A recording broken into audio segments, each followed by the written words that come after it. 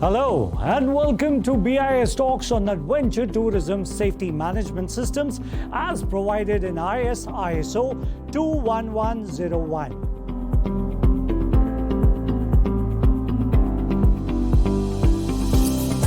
The adrenaline rush, exercise, skill building, achievement and confidence. You can call it anything, but there's no denying the fact that adventure tourism in India is here to stay and more people are joining the list.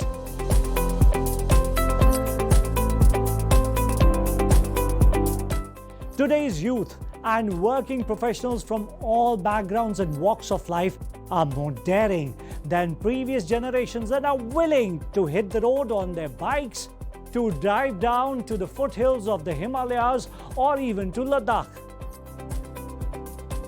They are plunging deep into the waters of Andaman and Puducherry, going for mountain trekking, camping in Uttarakhand, or snowboarding or skiing in Gulmarg. India's love for adventure tourism is at an all-time high and is only set to rise in the times to come.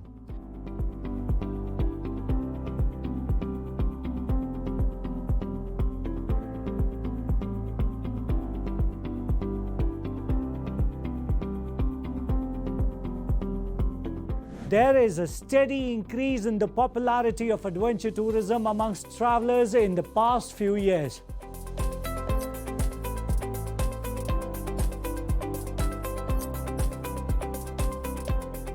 One of the big contributors to the accelerated growth of this niche segment is the growing number of operators across different adventure beats, including biking, hiking, rafting, hot air ballooning, paragliding, and so on. But adventure tourism is not without its risk. So minimizing those risks is of utmost importance. As the business grows, so do the number of accidents, deaths, disability, or mental distress. As the sports are high on adrenaline, the risk factor also increases manifold. Although no fixed data is available for the number of deaths or disability because of participating in adventure sports, the headlines of newspapers give a different picture. Let us listen to Mr. Chandan Behel, DDG MSc of Bureau of Indian Standards. Adventure tourism is becoming more popular and naturally safety is a major concern. But here's the good news. We now have a specific standard that focuses on ensuring safety in adventure tourism. I am talking about the ISO 21101, which lays down the rules for a safety management system designed specifically for adventure tourism service providers. This standard provides a flexible toolkit that applies to providers of all sizes working in different places and cultures. Its main goal is to improve safety, meet safety expectations for both participants and staff, demonstrate adherence to safe practices, and help comply with relevant laws. This standard establishes the structure for safety management systems in adventure tourism, ensuring the well-being of participants during their adventurous activities. Following the plan, do, check, act cycle, providers can actively plan for potential risks, implement safety measures, and continuously improve their services based on feedback. At the heart of this system is risk-based thinking, enabling providers to identify and prioritize safety concerns, efficiently allocate resources, implement safety measures, and ultimately raise safety standards in adventure tourism. Implementing this standard ensures the safe execution of adventure tourism activities regardless of the provider's size, the type of activity, or the environment. In essence, adventure tourism safety management systems focuses on the excitement of adventure while ensuring the safety of each participant. They demonstrate a commitment to thrilling yet secure experiences, building confidence and trust among adventurers and supporting sustainable growth in this dynamic industry.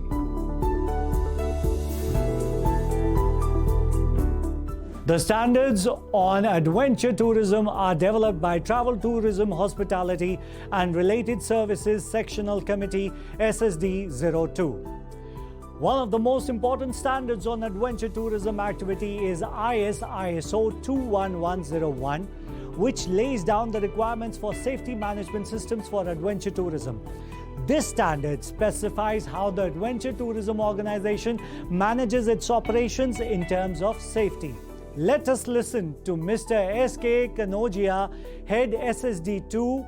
Adventure tourism has become increasingly popular worldwide, with a growing number of people engaged in these activities, whether on commercial, not-for-profit or charitable basis. These activities inherently involve a level of risk and challenges, offering potential rewards along with the potential dangers. Consequently, adventure tourism activity providers bears the responsibility of giving importance to the safety of their participants and ensuring operations are safe as possible. To ensure safety in adventure tourism, several standards have been developed and are being developed to address different aspects of adventure tourism, including planning, communication with the participants, competence, and safety. The main aim of these standards is to set the minimum requirements for safety management system and communication protocols with the participants to ensure their safety during adventure tourism activities. These standards play a crucial role in enabling adventure tourism activity providers to fulfill their responsibilities to keep their participants safe.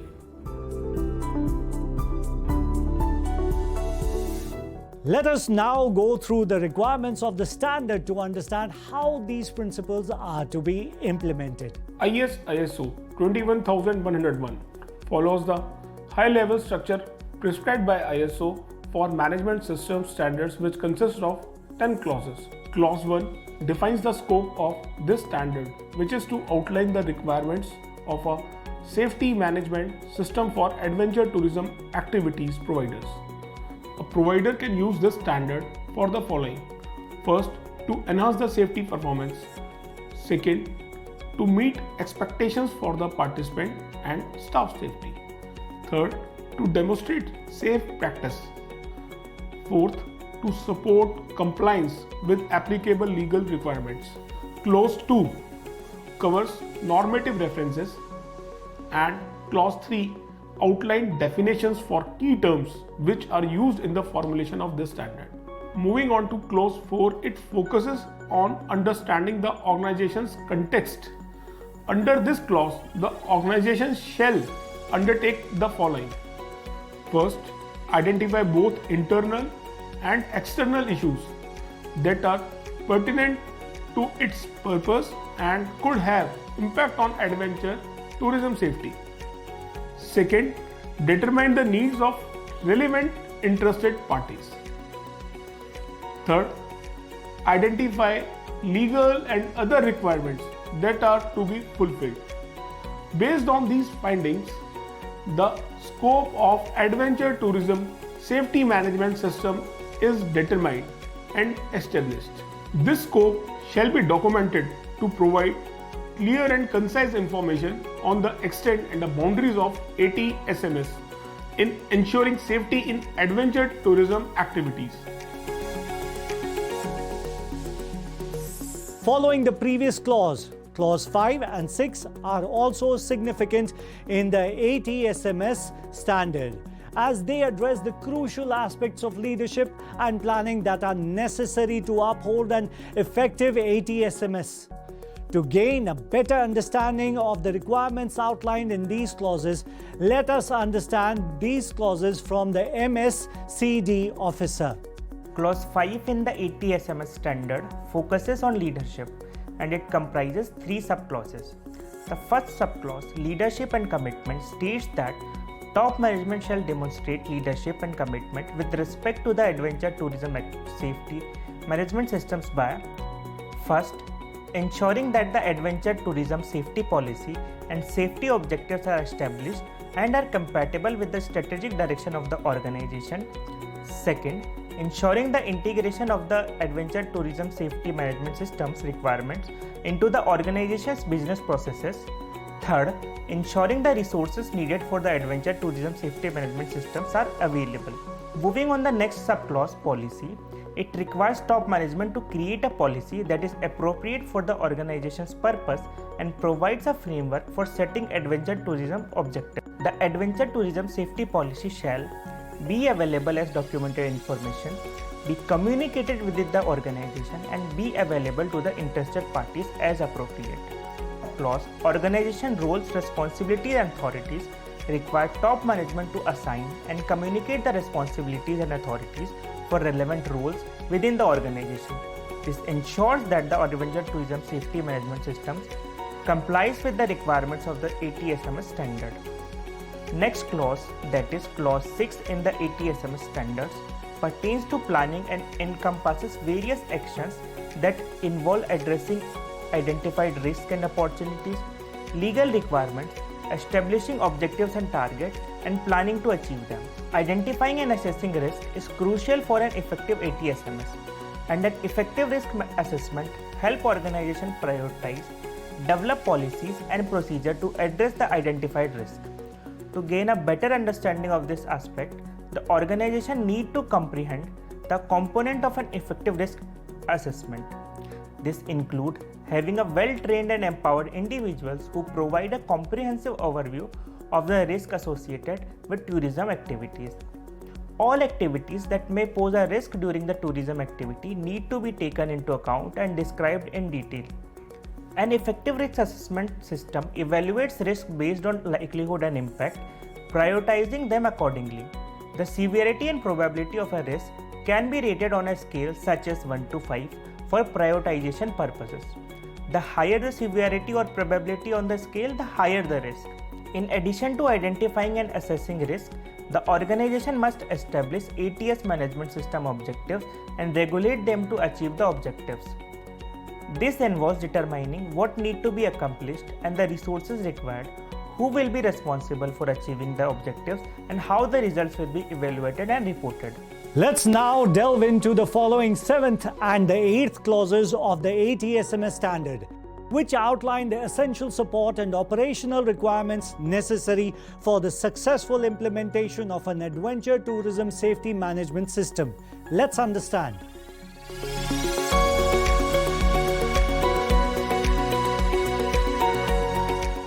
Clause 7 of the ATSMS standard highlights the crucial support requirements, which include resources, competence, awareness, communication, and documented information.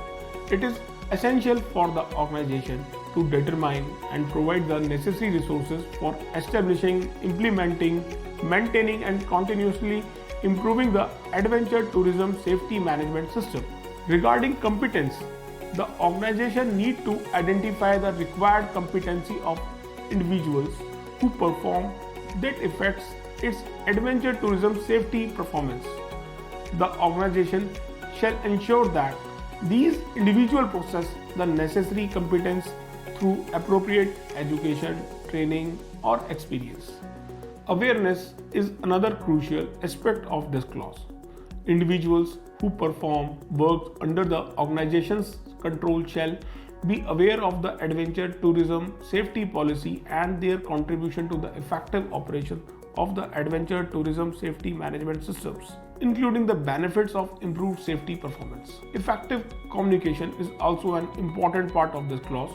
The organization must establish a process for communicating and consulting with the staff, participants, and others involved in providing adventure tourism activities. In addition, documented information is a crucial requirement that requires the organization's adventure tourism safety management systems to include all necessary documented information as required by this standard, as well as additional documented information that the organization determines necessary for the effective operation of the adventure tourism safety management systems. Next important clause 8 of the ATSMS standard addresses the operation requirements, which are further divided into 3 subclauses. The first subclause, operational planning and control, emphasizes that the organization must plan its activities effectively. This involves establishing and maintaining procedures related to goods, equipment, and service utilized in the delivery of adventure tourism activities that could potentially affect safety. Additionally, the organization must ensure that participants have the minimum competence required to undertake the activity safely. The second subclause, emergency preparedness and response, mandates that the organization must identify potential emergency situations and their impacts. It is required to establish and maintain response plan and procedures to mitigate the impact of such situations. The organization must also ensure the availability of appropriate services, competent individuals, or other resources to implement emergency response plan and procedures. The third subclause, managing incidents, highlights the importance of establishing and maintaining procedures for defining responsibilities and authority for dealing with reporting and investigating incidents. Additionally, the organization must adopt measures to reduce any negative consequences that may arise from incidents. Overall, these subclauses are crucial in ensuring the safety and security of adventure tourism activities.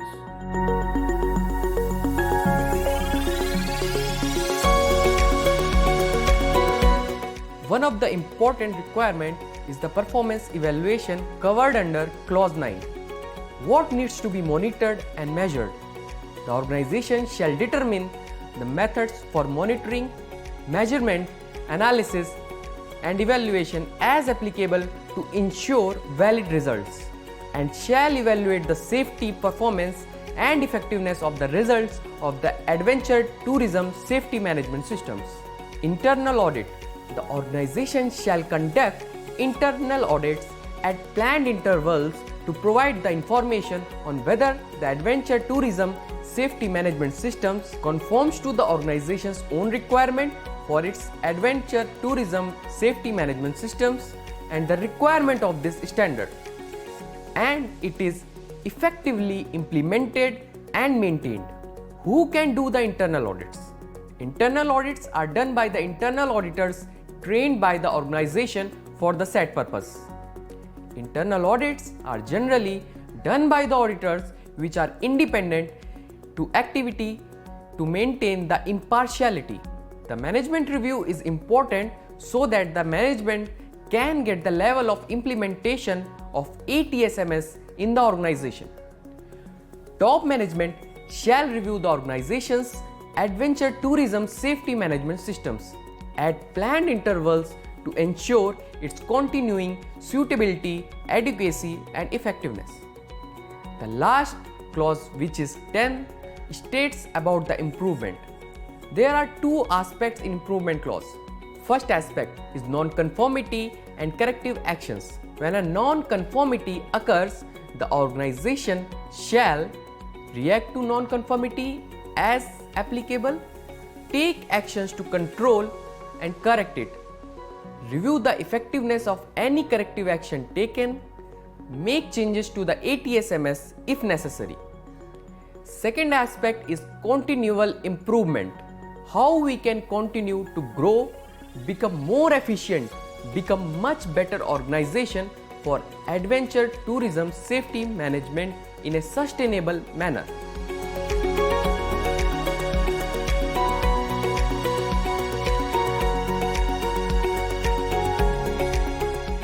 The ISO 21101 standard is not only important for promoting safer adventure tourism but also has a broader social role in promoting economic growth, employment opportunities, and preserving the environment and culture.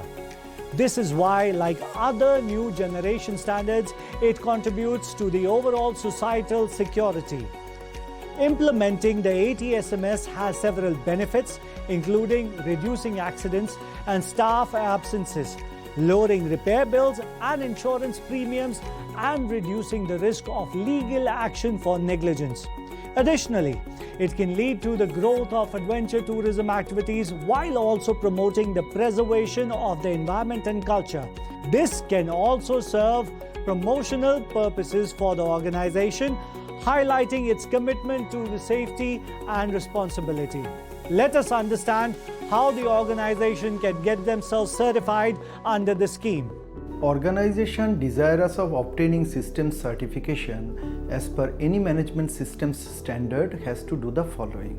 Implement the requirements of the standard in the context of the organization.